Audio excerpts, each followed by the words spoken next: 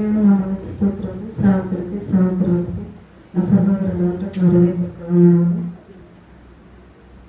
మాట వచ్చి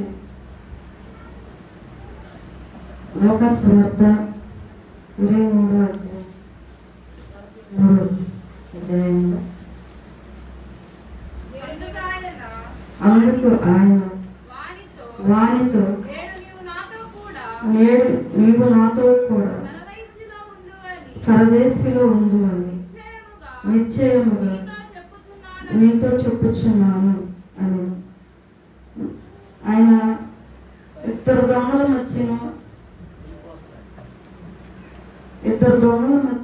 సిలువ వేయబడి ఆయన రాము మీద వేలవాడుచుండగా ఆయన క్షమించగలిగిన మనస్సు ఆయన ఏ విధంగా దొంగల విషయంలో కలగచేసాడో ఆ మాటలు మనం చదువుకున్నప్పుడు నిజంగా ఆయన ఉన్న ప్రేమ, అనురాగం, ఆప్యాయత అది చెప్పలేనంత కొలతలేని ప్రేమ ఆయనలో ఉన్నది కనుక మరి అదే విధంగా లూకాసు వార్త 23వ అధ్యాయం 30వ అధ్యాయంలో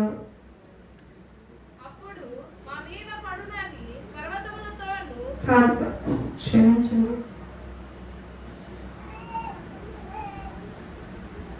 39వ అధ్యాయం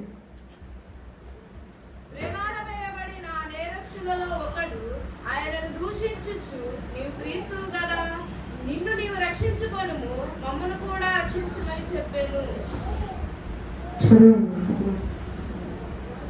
అయితే రెండవ వాడు వాడిని గద్దించి, నీవు అదే శిక్షావిధిలో ఉన్నావు కనుక దేవునికి భయపడవా? మనకైతే ఇది న్యాయమే, మనము చేసిన వాడికి తగిన ఫలము పొందుచున్నాము గాని ఈయన ఏ తప్పిదమును చేయలేదని చెప్పి ఆయనను చూచి, యేసు నీవు నీ రాజ్యంలోనికి వచ్చినప్పుడు నన్ను జ్ఞాపకం చేసుకొనమనెను.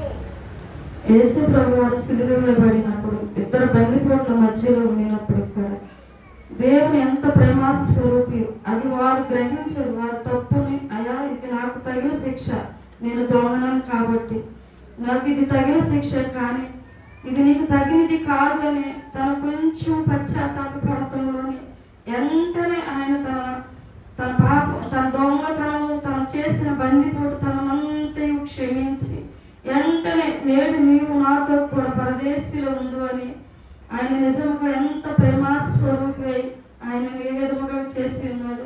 మన కొరకు తన కుమారుని, అద్వితీయ కుమారుని ఏ రీతిగా ఈ లోకమునకు పంపించి ఆయన సిలువ వేయబడుట, బందిపోటు దొంగల మధ్యన ఏ రీతిగా సిలువ వేయబడి ఉన్నాడు అట్టి రీతిగా మరి మార్కు సువార్త 12:3లో ఉంది. 1 నుండి ఆయన ఉపమాన రీతిగా వారికి బోధింపనారంభించెను. ఎట్లనగా ఒక మనుషుడు ద్రాక్ష తోట నాటించి దాని చుట్టూ కంచె వేయించి ద్రాక్షల తొట్టి తొలిపించి గోపురము కట్టించి కాపులకు దాన్ని గుర్తించి దేశాంతరము పోయేను. పంటకాలమందు ఆ కాపుల నుండి ద్రాక్ష తోట పండ్లలో తన భాగము తీసుకొని వచ్చుటకు కాపుల యొద్దకు అతడు ఒక దాసుని పంపగా వారు వారిని పట్టుకొని కొట్టి వట్టి చేతులతో పంపివేసిరి. మరలా అతడు మరి ఒక దాసుని వారి యొద్దకు పంపగా వారు వారి తన గాయము చేసి అవమానపరిచిరి. అతడు మరి ఒకరిని పంపగా వారిని చంపిరి. అతడు ఇంకా అనేకులను పంపగా వారు కొందరిని కొట్టిరి, కొందరిని చంపిరి. ఇంకనూ అతనికి ప్రియకుమారుడు ఒకడు ఉండేను గనుక వారు తన కుమారుని సన్మానించదనుకొని తుదకు వారి యొద్దకు అతనిని పంపెను. అయితే ఆ కాపులు, ఇతడు వారసుడు, ఇతడు చంపుదము రండి, అప్పుడు స్వాస్థ్యం మన దగ్గరని తమలో తాము చెప్పుకొని అతనిని పట్టుకొని చంపి ద్రాక్ష తోట వెలుపల పారవేసిరి. కావున ఆ ద్రాక్ష తోట యజమానుడు ఏమి చేయును? అతడు వచ్చి ఆ కాపులను సంహరించి ఇతరులకు ఆ ద్రాక్ష తోట ఇచ్చును కదా. మరి దేవుడు తన ద్రాక్ష తోటను మరి తన పని వారికి ఇచ్చి పంపించినప్పుడు దానిలో నుండి దాని కొరకు మరి తన దాసులను పంపించి తన దాసులు వెళ్ళి దానిని అడుగుచున్నప్పుడు ఈ లోకం తన దాసులను కొట్టి చంపివేసింది. అదే విధముగా మళ్ళా నా కుమారుడు వస్తాడు, నా కుమారుని అయితే సన్మానిస్తారేమోనని తన అద్వితీయ కుమారుడిని, తన ప్రియ కుమారుని భూమి మీదకు పంపించి ఈ మానవాళ కొరకు వారందరినీ క్షమించి విధముగా తన దాసులను కొట్టినా కూడా క్షమించాలి తన కుమారుని పంపించినప్పుడు తన అద్వితీయ కుమారుని కూడా సిలువ వేసి ఆయన చంపివేసింది లోకం. అట్టి లోకము కొరకు తండ్రి ఏ విధముగా తన ఆత్మతోని తన కుమారుడి విషయంలో పంపించి క్షమించి రక్షించాలని తన ప్రియ కుమారుని మన కొరకు సిలువ మీద బలియాగముగా అర్పించి తన చివరి రక్తబొట్టు వరకు తన ప్రాణము ఖైదనముగా పెట్టి మన కొరకు ఆయన సిలువ వేయబడి ఉంది లోకము. దానిలో మనము ఉన్నాము కనుక అదే విధముగా యోహాను సువార్త ప్రకటన గ్రంథం 3:21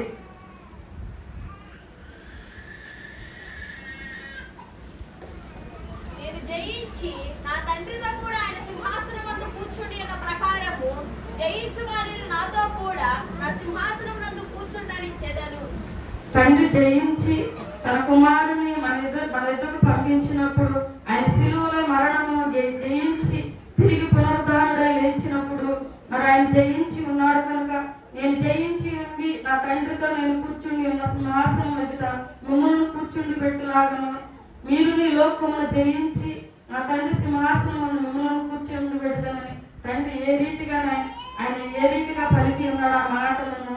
మరి అదే విధముగా అదే ప్రకటన గ్రంథంలో 12:12 అందుచేత పరలోక నివాసులారా ఉత్సహించుడి, భూమి సముద్రమా మీకు శ్రమ, అపవాది తనకు సమయం కొంచెమే అని తెలుసుకొని బహుక్రోధము గలవాడే మీ యొద్దకు దిగివచ్చి ఉన్నాడని చెప్పాను.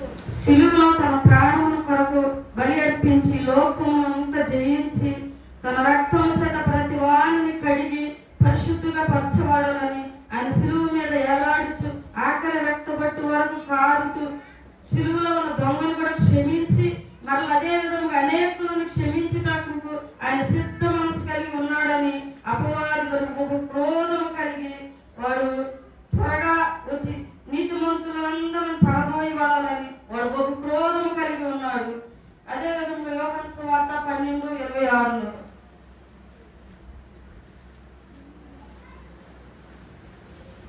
ఒకడు నన్ను సేవించిన యెడల నన్ను వెంబడింపవలెను, అప్పుడు నేను ఎక్కడ ఉందునో అక్కడ నా సేవకుడులు ఉండును. ఒకడు నన్ను సేవించిన యెడల నా తండ్రి అతనిని గణపరచును. దేవుడు ఆయన ఎవరైతే సేవించి ఉంటామో ఆయన వెంబడింపవలెనని అప్పుడు నేను ఎక్కడ ఉండునో అక్కడ నా సేవకుడు ఉండును. ఒకడు నన్ను సేవించిన యెడల నా తండ్రి అతన్ని గణపరచిన వాక్యం సెలవిచ్చినట్లుగా మరి దేవుని ఎవరైతే సేవించుతామో అదే రీతిగా మరి సేవకుడు అక్కడ ఉంటాడు. ఆ సేవకుడు ఏదైతే మాట చెప్పబడుతున్నాడో ఆ మాటలు మనం దృష్టిలో పెట్టుకుని ప్రతి మాట మనం ఎప్పుడైతే మన హృదయంలో నెరవేర్చుకుని దాన్ని అనుభవించుతూ దాని ఆజ్ఞలన్నిటిలో నడుచుకుంటూ ఆ వాక్యానుసారంగా జీవించుటకు ఆ వాక్యం మనలో ప్రతి వారికి సరిచేయచ్చు బుద్ధి చెబుతూ దేవుని ఎదుట మనం నిలబెట్టులాగున సేవకుడు ఏ వాక్యం అయితే ఎత్తుచున్నాడో ఆ వాక్యాన్ని మన హృదయంలో భద్రపరుచుకోవాలని మరి అట్టి రీతిగా అప్పుడే యేసయ్య మనం గణపరచదని సెలవిచ్చాడు కదా. అట్టి మాటలు మరి అదే విధముగా మరి ఆయన చెప్పిన ప్రతి మాటలు సిలువ మీద ఉండి ఆయన మనుషులు అయితే మనమైతే నన్ను ఒక మాట అన్నాడు కదా, నేను ఎందుకు పలకాలి, నేను ఎందుకు మాట్లాడాలని కోపంతో ఉంటాం. కానీ ఆయన సిలువ మీద ఉండినప్పుడు కూడా ఆయన క్షమించి వారిని రక్షించుట కొరకు అయ్యా నువ్వు నాతో కూడా నేడు నిశ్చయముగా పరదేశంలో ఉండు అని దేవుడు ఆ క్షమాహృదయం కలిగి ఏ రీతిగా తండ్రితో దొంగతో చెప్పి ఉన్నాడు. నిజంగా అంత గొప్ప దేవుని సేవించి ఆరాధించుతున్న మనం ఎంత గొప్ప భాగ్యం దేవుడు మనకి ఇచ్చాడు. మనం భాగ్యులమై కాదు కానీ ఆయన రక్తంతో కడగబడి ఉన్నాం కాబట్టి ఆయన భాగ్యులుగా ఎంచబడి ఉన్నాడు. అందును బట్టి ఆయనకి ఎలాంటి కృతజ్ఞతాస్తుతులు చెల్లించుకుంటూ ఆయనకి నేనేమిచ్చి రుణం తీర్చుకోలేము. ప్రతిదినము చెప్పబడిన వాక్యము ఆయన సేవించుడి ఆయన స్తుతించుడి ఆయన గణపరచుడి అన్న మాటకి చిన్న ఉపమానం చెబుతాను నేను. మరి లోనాను ఒక ఆమె వ్యక్తిగత జీవితంలో అనేకమైన శ్రమలు ఇబ్బందులు ఇరుకులు పడతా ఉన్నప్పుడు ఆయన ఆరాధించుతానే ఉండేది, ఆయన గణపరుస్తూ ఉండేది. మరి అట్టి గణపరుచుండగానే ఆమెకు బహు శ్రమలు ఇబ్బందులు ఏ పని చేయటకు వెళ్ళినప్పుడు కూడా ఆమెలో తెలియని దుఃఖము బాధ శ్రమ. ఆమె కొంచెం పొలం ఎక్కున్నాము వెళ్ళినప్పుడు అక్కడ పాము గరటం, మరి కొంచెం ఏదైనా నీళ్ళు తెచ్చుకున్నాం అన్నప్పుడు అక్కడ ఎదురు దెబ్బలు తగలటం, అక్కడ అట్లా అన్ని విషయాల్లో బహు దుఃఖం కలిగి ఉండినప్పుడు దేవునికి మొరపెట్టా, ప్రభా నన్ను నిత్యము మర్చిపోయావా, నన్ను జ్ఞాపకం చేసుకోవటం లేదా అని చొలుగుతూ ఈ లోక సంబంధమైన దేహం కాబట్టి గొలుగుతూ సొలుగుతూ ఉండినప్పుడు మరి వెంటనే సేవకుడు, దేవుడు ఆమె దగ్గరికి సేవకుని పంపించి ఉన్నాడు. వెంటనే సేవకుడు వచ్చి, అమ్మా ఏమైంది అడిగినప్పుడు, నేను నిత్యం శ్రమల పాలై ఉన్నాను, దేవుడు నన్ను మరిచినా అని ఆమె అడిగినప్పుడు వెంటనే దేవుని ఆ మంటకి సేవకుని, అయ్యా నా తరపున ఒకసారి దేవునికి మొరపెట్టి దేవుడు ఏం చెప్తున్నాడో అది నాకు తెలియపరచమని సేవకుడిని అడిగినప్పుడు వెంటనే మళ్ళీ సేవకుడు దేవుని దగ్గరికి వెళ్ళి మొరపెట్టినప్పుడు దేవుడు సేవకుడు ద్వారా మాట్లాడుతున్నాడు. మరి ఆయన గురించి మరి ఇలా దుఃఖపడుతుందిగా ప్రభా, ఆ పరిస్థితి ఏంది, ఆ గురించి చెప్పవా అని అడిగి సేవకులు అడిగినప్పుడు మరి దేవుడు అయితే సేవకులతో చెబుతున్నాడు, ఎల్లు ఆ బ్రతకాలం అంటే ఆమె అదే స్థితి కలిగి ఉంటది, ఆ బ్రతుకు మరణం వరకు ఆమెకు అదే స్థితి వెళ్ళినప్పుడు ప్రభా నేను ఈ మాట నా సహోదరికి చెప్తే ఇంకా కృంగిపోయింది కదా, నేనేం చెప్పాలి ప్రభా ఈ మాట ఎత్తుకెళ్ళి అన్నప్పుడు దేవుడు ఒక మాట చెప్తాడు, వెళ్ళి ఆమె ప్రతి విషయంలో కృతజ్ఞత కలిగి ఉండమని చెప్పు అని చెప్పినప్పుడు ఇది సేవకుడు నువ్వు బ్రతకాలం అంటే ఇది శ్రమ కాదు కానీ అని ఆ మాట అయితే చెప్పకుండా దాన్ని ఆపేసి వెళ్ళి ఆమెకి, అమ్మ నువ్వు ప్రతి విషయంలో కృతజ్ఞత కలిగి ఉంటే దేవుడు నీ స్థితిని మారుస్తాడని చెప్పి ధైర్యపరిచి వచ్చాడు. వెంటనే మళ్ళా ఆమెకు ఆ మాట ఎప్పుడైతే ఉన్నదో ఆమె ప్రతి విషయంలో కూర్చున్నప్పుడు దేవునికి స్థుతులు చెప్తుంది, లేచినప్పుడు కృతజ్ఞత స్థుతులు చెప్తుంది, నన్ను లేపినందుకు నీకు కృతజ్ఞత స్థుతులు అయ్యా, అయ్యా నాకు ఇది భోజనం ఇచ్చినందుకు నీకు స్థుతులు అయ్యా, ఇది ఆహారం ఇచ్చి అన్ని ప్రతి విషయంలో కృతజ్ఞత కలిగి ఉంది.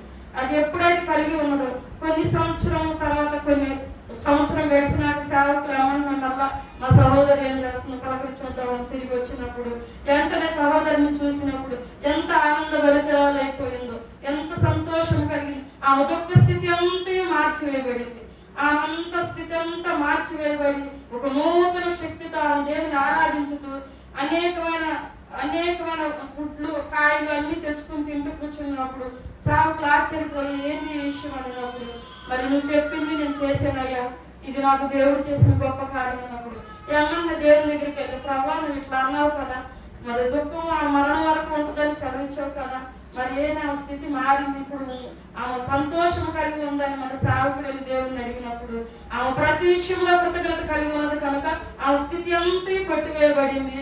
దేవుడు తనకు ఉన్నతంగా నేను ఆమెకు ఉన్నతమైన భాగ్యాన్ని ఇచ్చానని చెప్పాడు.